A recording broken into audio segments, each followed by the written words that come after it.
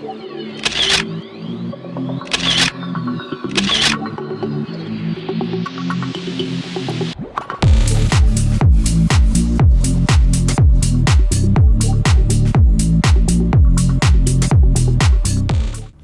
teman-teman, selamat datang kembali di Tester Talk. Kali ini pembahasan kita adalah soal Small MPV lagi nih. Small MPV lagi. Ini baru-baru ini salah satu redaksi Grid Auto menjumpai Suzuki R3. Iya, Suzuki R3 nih. Yang facelift nih. Iya, nih, itu sedang facelift melakukan diduga melakukan syuting TVC di daerah Casablanca ya. Iya, Casablanca. Nah, jadi ini kelihatannya Suzuki memang ingin segera memasukkan versi baru dari R3. Jadi di situ kelihatan memang kalau dari tampangnya itu ada beberapa yang ditutup-tutupin tuh. Kayak misalnya emblem belakang. Iya, emblem belakang gitu. semua ditutup, termasuk yang ya ini peleknya kan peleknya ditutup, sama ya versi depannya juga ditutup ya. Tapi kalau kita ngelihat ke versi yang di India ya, itu memang kan sudah facelift juga. Itu perubahannya di bagian pelek, meskipun tetap pakai dual tone ya, dual tone, polis dan hitam gitu.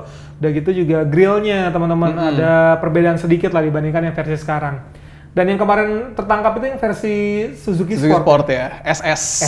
Jadi dia udah ada body kit sportinya. Nah itu kelihatan dari body kitnya ya kan, dari spoilernya, lalu juga ada body kit di bumpernya kan.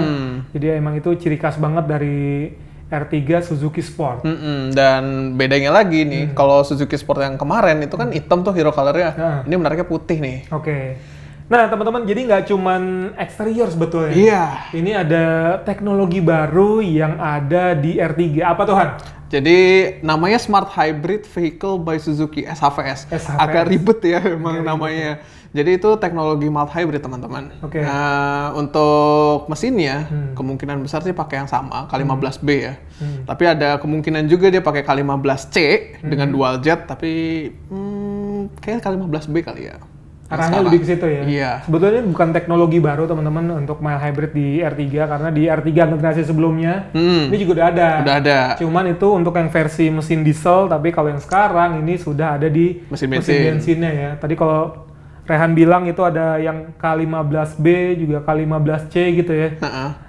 Kemungkinan besar sih K15B karena kan di Indonesia juga yang sekarang itu menggunakan K15B dan gak cuman yang versi hybrid aja yang dijual kan, karena yang versi-versi lain seperti yang tipe-tipe di bawahnya itu yang belum dapat smart hybridnya kemungkinan besar juga masih dijual gitu ya. Oke, mungkin dari teman-teman ada yang nanya smart hybrid vehicle Suzuki itu kayak cara kerjanya gimana sih? Nah itu dia, karena kalau dengar kata hybrid itu kan identiknya dengan dua sumber tenaga. Dia di situ ada motor listrik sama mesin bakarnya. Kalau kita lihat kayak Toyota Corolla Cross gitu ya, itu kan dia versi yang parallel hybrid.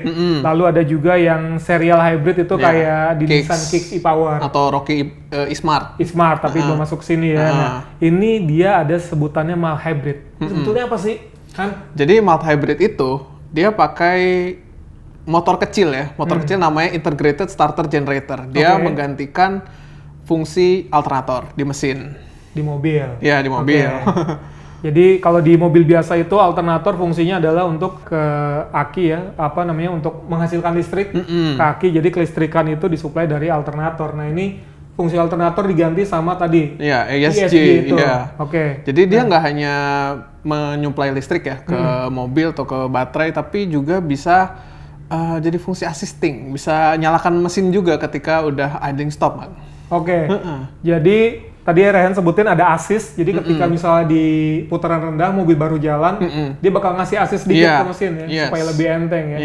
Gitu. Udah gitu karena di mobil ini juga ada teknologi idling start stop tadi ya, ketika mesin mati dan mau nyala kembali itu kan biasanya pakai dinamo starter. Pakai dinamo starter. Nah, ini di assist pakai ESG tadi. Iya, dinyalainnya pakai ESG. Harusnya lebih halus ya. Iya. Lebih smooth ya. Terus apa lagi tuh si ESG itu fungsinya? Jadi ESG itu juga bisa ngeregenerasi. Jadi ketika misalnya ngerem nih, mobil ngerem. Deselerasi ya. Nah, lagi deselerasi, dia menghasilkan listrik untuk baterai nih. Jadi bisa dipakai buat assist, bisa buat menyalakan AC misalnya buat ketika lagi idling stop gitu. Itu emang di R3 yang baru ini dia ada baterai lithium ion ya, tapi ya emang kecil kapasitasnya. Kita nggak tahu berapa besar kapasitasnya, tapi yang dipastikan ukurannya aja kecil. Iya. Mungkin kalau teman-teman yang datang ke IMS kemarin. IMS ya. Ya, dia sempat memamerkan sasis yang sudah ada mesin, lalu ada akinya juga ada si baterainya ya. Nah, itu bisa dilihat juga. Jadi emang secara teknologi sebetulnya nggak jauh dari itu. Gitu.